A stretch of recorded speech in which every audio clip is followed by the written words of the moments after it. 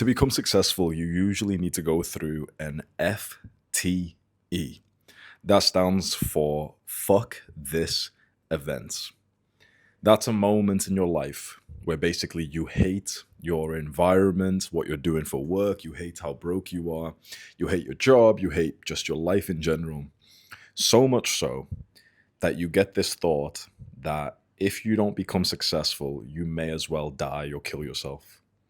The amount of guys who are super rich who will tell you like they had a moment like that in their lives, just like I did, is insane. It's just insane of how common that exact moment is.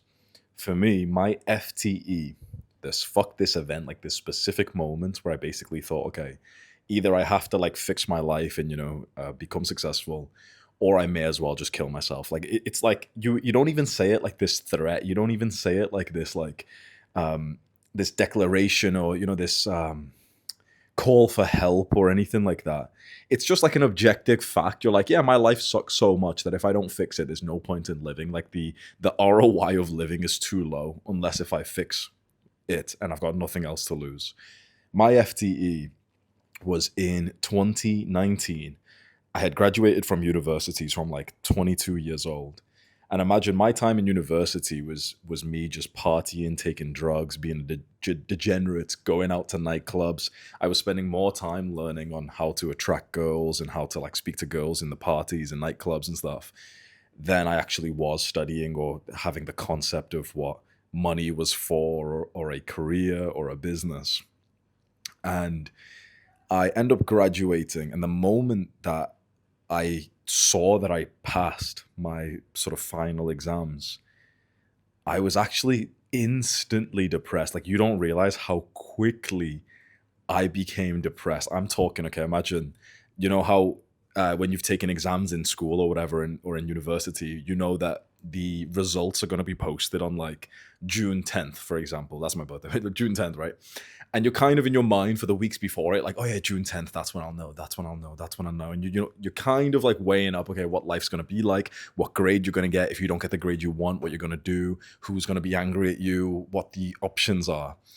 I only realized around here that I was like, fuck, like, if I fail and I have to resit the last year of university, I would actually really like that. Like another year of being a student, another year of partying, being like this, this young guy, and I could move to my original student accommodation, like this building which students live in, which was so fun. And my last year of university, I moved from there, and then I became more lonely because I lived further away and I didn't spend as much time with friends. But if I have to reset, if I fail, then I can go into that building again and have like another year of being like a party boy. But this time I'll join the boxing or the rugby communities, and I was hyping it all up. The day where I checked my results and I saw that I passed, I instantly, I promise you, within seconds, started to feel so down, because it only hit me then. I genuinely didn't think I would pass. It only hit me then when I thought, oh shit, like, I'm not just a young, dumb, fun student anymore. I'm just an unemployed man. It's like reality really hits once you are officially out of the education system. For some people, it was younger because they didn't go to university, or for some people, it's after. We are like, oh shit, like, I'm not like a kid who's in this sort of weird environment anymore. I'm just an unemployed man. And so I started to apply for these jobs, and I realized, like, I didn't want to do any of these. I start enlisting into the military, going for a role in the RAF, the Royal Air Force in UK. But that's going to take a solid like 3 to 6 months or something. And I think, oh, I need to make money right now. And so I start working like this full time. Yeah, it was the full time job first, in this like complaints department of a car financing company. Basically, I would pick up the phone, and it's someone whose like car that they rented from like our company. Um, oh, they bought but on finance, kind of like rented a car, but the car's like broken down, and so they would call to complain and be like, well, my car's broken down, I can't get to work. And I'd have to say like, oh, really sorry about that. And they're like, I have to connect them to their case manager or something. But just me connecting it to the case manager could sometimes take days. So imagine being on the phone with someone who says like, "Oh, my car's broke down. I need to get it fixed so I can go to work." And me saying like, "Yeah, I'll pass the message on to your case manager, but just to let you know, the responses can take 48 hours." And they're like, 48 hours? I need, it's just such a shit job, right? And so I'm doing that, and there was a 1 hour unpaid lunch. So I start at 9, I end at 6. When I would finish work, I'm wearing my the work shoes, like not like trainers, but like not even like the ones you wear in school, but more like the official, like almost, I don't know how to explain it, more like suit shoes with the high heel, like like not high heel, but you get my point, like what men would wear, where the heel is like that big and then it goes down. I'd be wearing them, and I would speed walk to the tram, kind of like the train, to go home afterwards. So it's like 6:30. And it just so happened every single time that I was just a little bit too slow to get to the tram that was a little bit earlier, and I'd have to wait like 12 minutes for the next one. And it would just always be the worst thing ever when I'd missed the earlier one, because I'm like, oh, fuck's sake, another 12 minutes out here. It's raining. I'm like, just killing time on my phone or something. It's cold. It's already dark because it's in the UK and it's like 6:45 or something now.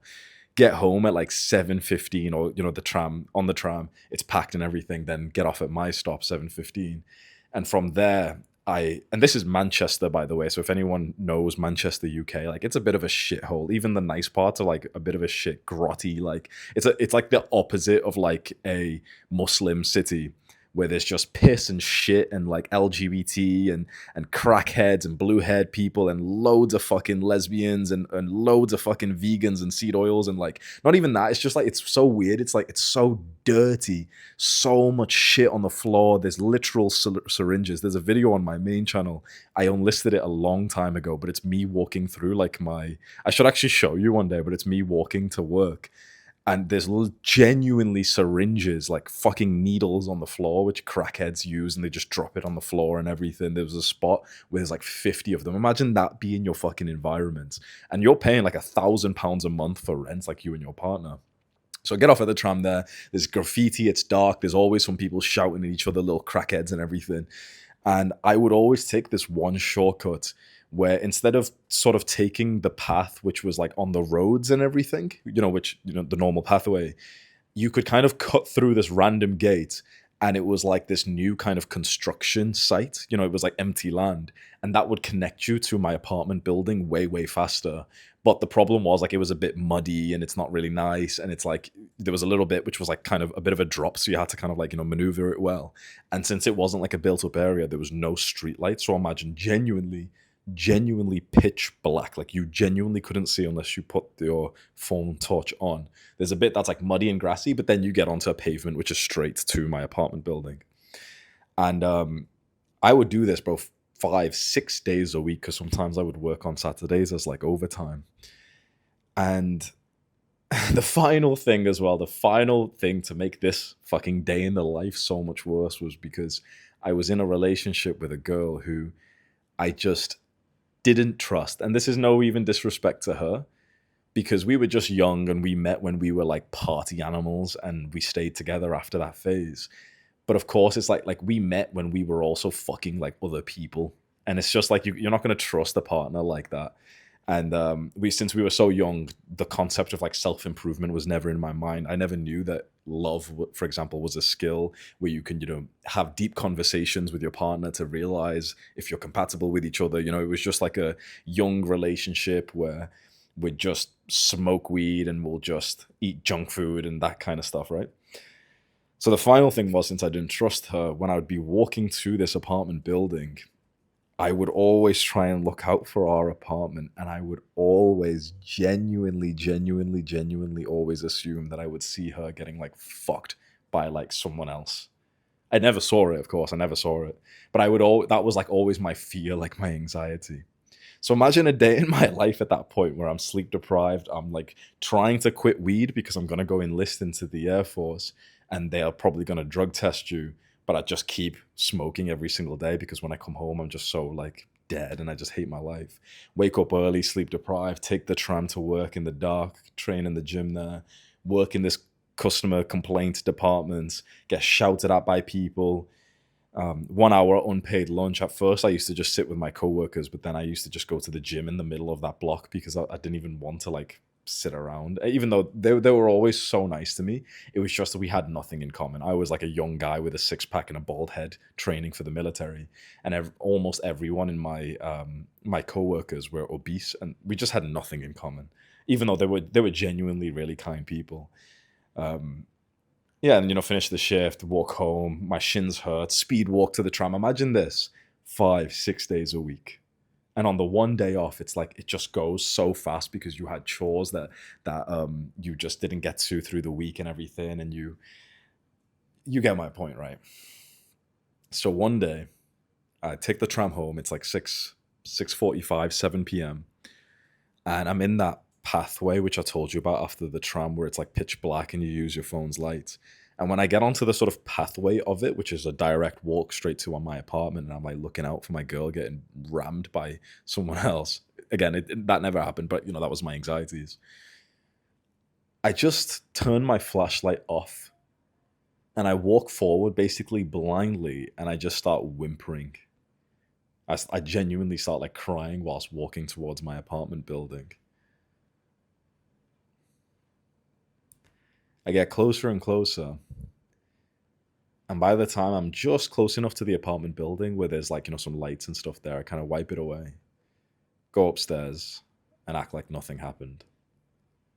I do that like more nights than often. I'm not even sure this girl who I'm talking about, one of my ex girlfriends, I'm not even sure if she actually knew like just how down bad I was back then. Because she had like a bit of a pathway going forward. Like she kind of figured out what career she wanted to do around here. So she had like hope for the future. I just had nothing going for me. So this was my FTE. It was this kind of moment, like this particular moment, whether it was a specific day or like, couple 1, 2 weeks or so, that was my FTE. That was the moment where I basically just thought to myself, okay, either I'm going to change my life or I'm just going to kill myself. That's it. It wasn't even like, it's so weird because it wasn't like a plan of suicide. It really wasn't. It was just like, it was a rational thought. It was completely objective of like, no, like life is just so bad. There's literally no point going forward if this is my shitty existence. So if I can't fix it, then I will end it. There was genuinely very little emotion behind it. It was just a rational, objective, like a calculation of like an ROI, like a return on investments. That FTE, that particular moment where I basically said to myself, I either have to like fix things or I end my entire life, gave me permission to be more risky. It gave me permission to start contemplating, what if I leave this full-time job and I switch it for a part-time job so that I have just enough income to survive and to pay for rent and food and everything, but I have way more time, I have days off so that I can work on a business and try and like free myself from a job that I hate. I took that risk and it wasn't very quick, I won't lie to you. There was a solid like couple more weeks of this and every single day dragged. I took that risk probably about 3 to 4 weeks after this. That was the moment where I walked into work and I had like a little meeting and I said to them like I was going to leave. Or at first I tried to get my current workplace to let me have 2, 3 days off and be part-time, but they couldn't do it. And the moment they sat me down and told me they couldn't do it, that's when I basically said to them like, oh yeah, I'll go find a part-time job. And they were like fine with that. They were kind of sad because the people there liked me and I liked them. And I was actually a really, really good at the job role that I was in. Really good. I picked it up very quickly. And it was a bit of a flex because we sat I got sat down by the managers, even though they were like messing around for like weeks. Imagine every day I was on like my sort of edge of like, I'm just gonna kill myself if I don't fix this. And every day I'd ask them like, can I go part-time? It'd give me some fucking hope. And after a good few weeks of that, when they finally sat me down and I told them, yeah, I'll go find a part-time job. I remember in my I think it was on the shift, maybe in the lunch break or even like overlapping with some of the work, I sent out my CV on Indeed to a couple of places. And one of them replied, like whilst I was literally still in work. So I'm pretty sure I took it in like the bathroom, like the call, booked it for tomorrow, like this interview. And when I told them I had this interview, I'd take like half the day off work from my current workplace. I went to this part-time job application and I got the job there and then in the interview. Like the woman who was hiring, she just liked me. It was like with the NHS, like a GP, like a kind of like a I don't know what you'd call it, like, general practice, like a hospital, like a very very small one where there's just like a GP, like, and I was going to be like a receptionist there. So I get hired there, and then very very quickly, I didn't really like that job. Very quickly, I got another place, which was part time. Technically, it was like 0 hour contract, and that was when I worked at the homeless shelter, which was the dream job I could have at the time, because this was the second part time job. I could take my laptop to this homeless shelter in my night shifts and then work on business whilst actually still there. So very quickly, from the point of hitting my FTE, I start building a life that's actually going to get me to my goals, because I can be way more, I can run towards risks way more. And I was literally, how quickly did I go from being a hopeless, depressed, basically suicidal young man to then a few months later working in a homeless shelter, doing night shifts on my laptop, developing businesses. Like I was mostly focused on drop shipping at the time, and I remember I made like a few £100 in like the first month or so. And yeah, so much hope came from this. I started making a couple of YouTube videos. These were the first ones I made on my channel. In fact, the aesthetic body video, the one that went viral on my channel, it's got like 5 million views. That I actually made around this time, because I finally had more sort of time to sit down by myself and make some like content and try this business model and this one and this one and this one. And then, yeah, like months later, I moved back home and then became like a millionaire a couple of years from that point. So that was my story on how I was able to become successful through a time in which I was not comfortable. The question I was asked for this video is basically, how do you create that kind of transformation if you are comfortable right now? Like, if you're someone whose life is not like how mine was, where I was working this full-time job that I genuinely hated, and I was crying, and I was like anxious of my girl getting her cheeks clapped and like, being able to see it or some shit like that. What do you do if you already have like a decent life? It's not amazing. It's not even good enough.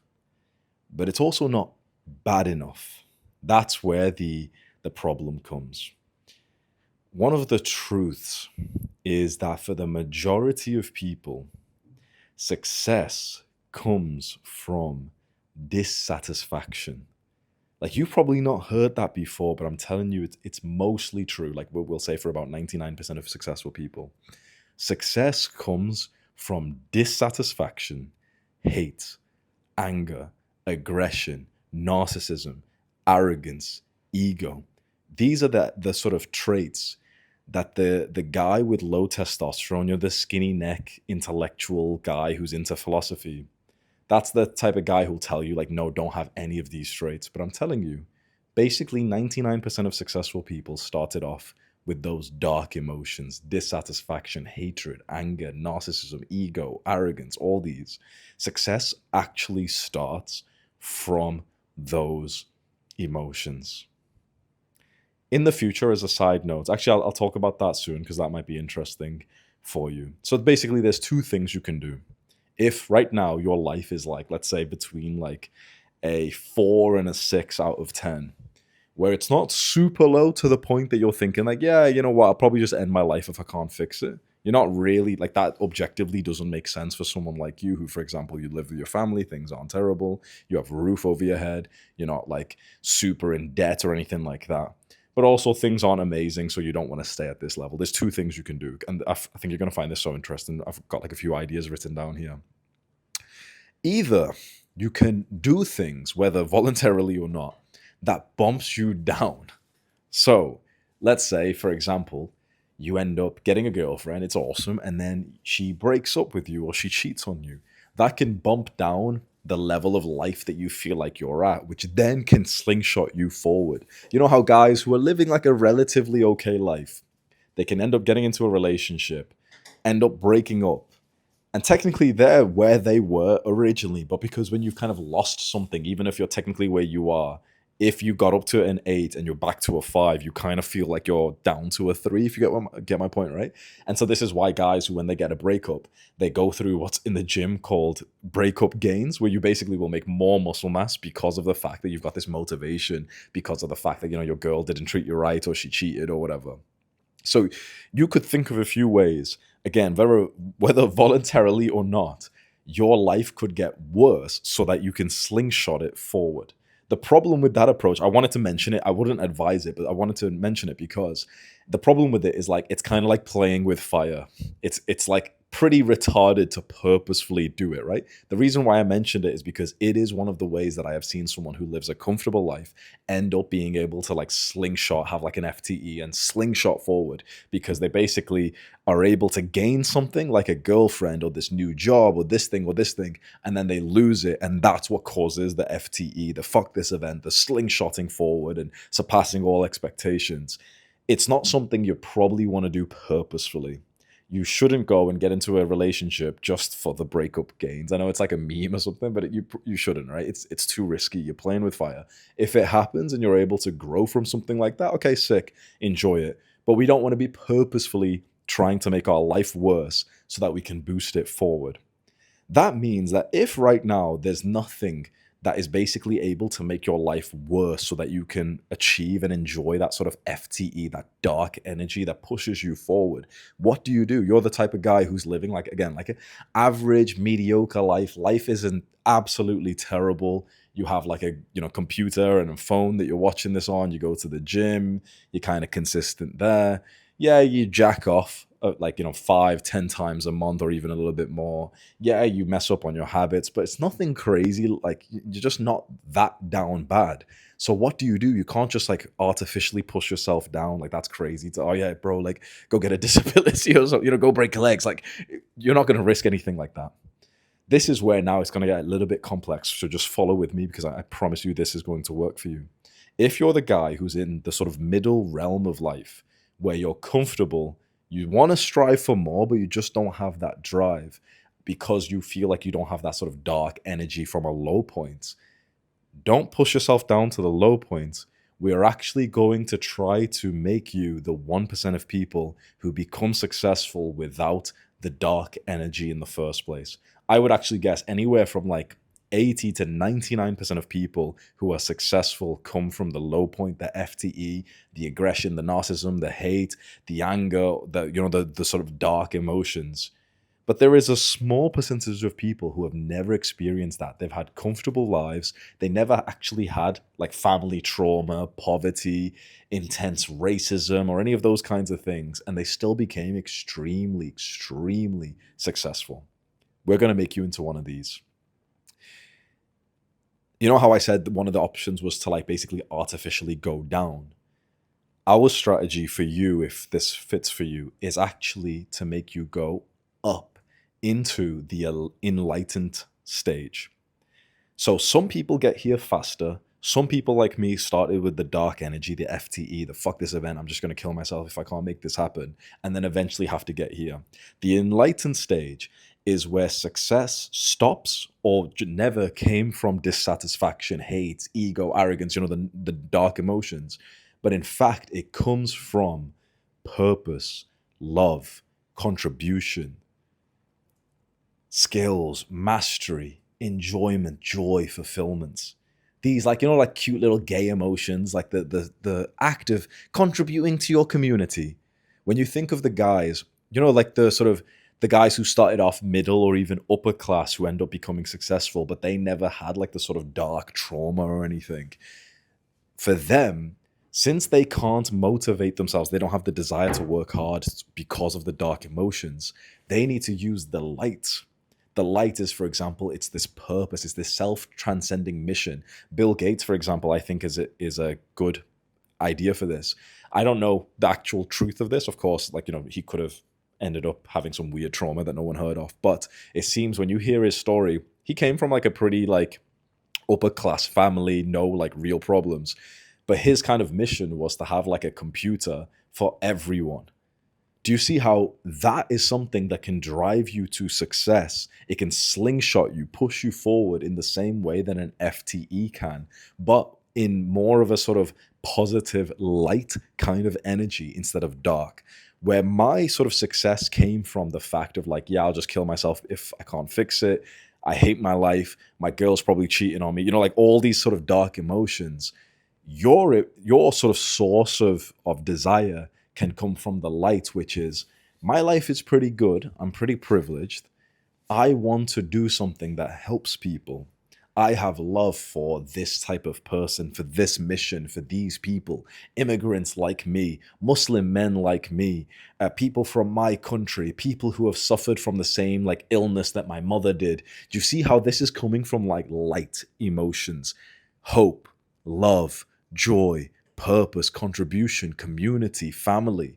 God. These are coming from more of the light side. You must be, if you want to become successful and you're not one of these like sort of people who are low down, you must step into the light and use that. What does this practically look like? Because I don't want to be wishy-washy. I really want to operationalize this and tell you specifically what the fuck actually to exactly do. You basically need to create a vision. You need to have an imagination in your mind of how the world should be like. You need a little bit of confidence for this because you could ask yourself, who am I to imagine that? At least have a little bit of self belief. What is one thing that is wrong with the world?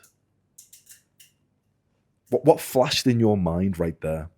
What did you see? What did you think? What problem was it? Was it some social problem? Was it an environmental problem? Was it like a behavior trait that people have, like alcoholism? What is it that you feel like could be improved in the world, and especially with certain kinds of people? What could be your self transcending mission, a mission that helps others, not just for you, but for other people, whether it's close to you, like, for example, your mother, or it's large, like, for example, people from your ethnicity, like brown people, Pakistanis, or it's even on a global scale, like, for example, we're still using fucking like fossil fuels and plastics, or I don't know, environmental shit like that. But you get my point. It's like, what is it that you feel like is some kind of important advancement that we must make? You're starting to get a few ideas. Don't be a little dickhead. Don't be a little fucking little pussy, little knobhead who's here like, I don't get any ideas, bro. I don't fucking just let your brain think, bro. Some people, when it comes to like thinking of something, they purposely put like the sort of binders on. You know how when you go bowling, you can turn on the little retard-proof little side rails. Some people put that onto their thinking and they'll just like throw their hands up within a second saying, oh, I can't think of anything. Motherfucker, spend like 20 seconds, dickhead, pussy. Some people will say this to me right away, and I'm like, holy fuck, you quit that fast. That you are such a fucking coward. Open up a fucking note page, dickhead. Go on, just do it right now. You could write 50 things down if you stop being such a little bitch with your little retard side rails. Oh, I can't think of anything. Spend 5-10 minutes on it. Fuck me. It's not that, like it's 10 minutes of your life, bro. Just spend 10 minutes, bullet points. Don't scrutinize the idea. Write volume. You can edit later. Write for volume. Write 10, 20 ideas. What do you dislike about the world? Racism, aggression, hatred. People don't meditate. Girls have got inflated self-esteem these days. Like, whatever the fuck you can think of, write 100 ideas down and then think to yourself, okay, which one feels mostly like you really want to work on it? Which one are you really interested in? Which one do you want to become like an advocate for? That's where your source of desire can come in for some kind of work, where it's not coming from the dark of hatred and this breakup and, oh, I hate my life or anything, but it's coming for your desire of being kind of like the leader, the messiah, the helper, the servant to a certain mission, cause, or a certain kind of people.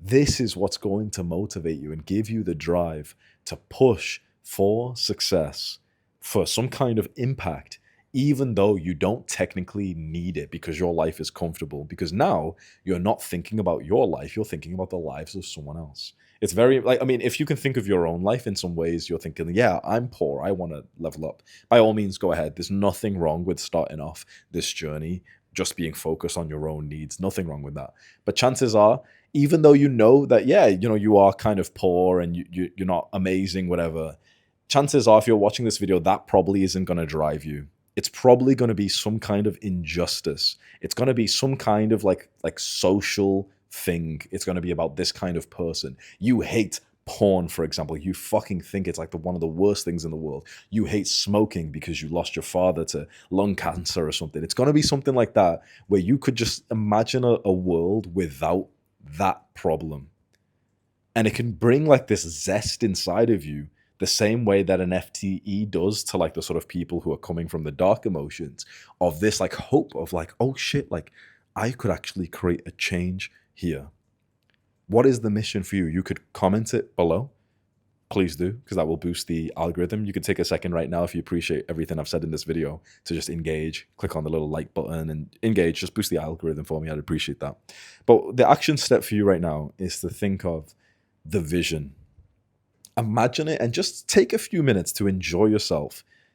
Dream of it, like close your eyes. Just do this right now. Close your eyes and see the dream reality. Once your mission is complete, what will the world look like for the people that you've helped? Let me give you another idea. Let's say infertility is on the rise, right? That's where couples can't have children even though they want to. And it's on the rise because of tons of different problems. But one of the reasons is because of estrogenics.